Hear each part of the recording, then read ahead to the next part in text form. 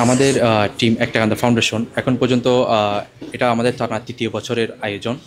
তো টানা তৃতীয় বছরে আমরা এই আয়োজনগুলোতে করে থাকি মূলত দুটি উদ্দেশ্য নিয়ে। আমরা প্রতি বছরই বিভিন্ন এতিমখানা আমরা খাবার আয়োজনগুলো করে থাকি। তো তো চিন্তা করলাম একটা 3 বছর আগে আমরা চিন্তা করলাম তাদের সাথে প্রতিদিন এতিমখানায় খাবার না খেয়ে তাদেরকে নিয়ে একটু রেস্টুরেন্টে খাবার খাই। এখানে অনেকগুলো বাচ্চা আছে যারা জীবনে রেস্টুরেন্টেও যেতে পারবে না, তাদের ফাইন্যান্সিয়াল অবস্থা হচ্ছে ওইরকম।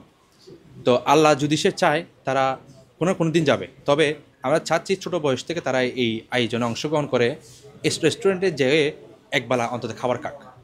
তো আরেকটা দ্বিতীয় যে সেক্টরের কারণে আমরা এই আয়োজনটা করেছি, যদি সে আমরা তাদেরকে ছোটো বয়স থেকেই অর্থাৎ ছোটো শ্রেণী থেকে আমরা যদি তাদেরকে কোরআন প্রতিযোগিতায় অংশগ্রহণ করাতে পারি,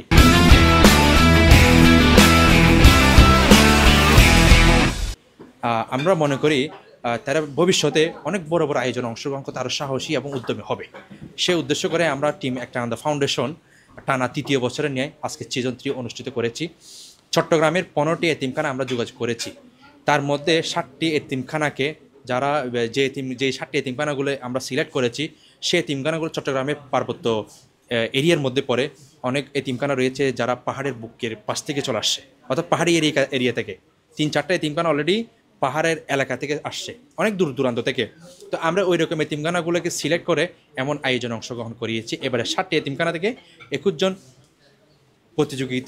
প্রতিযোগী এই আয়োজনে অংশগ্রহণ করেছে। তার মধ্যে আমরা 3 জনকে বিজয়ী করে তাদেরকে সার্টিফিকেট এবং অর্থবৃত্তি উপহার দিতে সক্ষম হয়েছে, আলহামদুলিল্লাহ।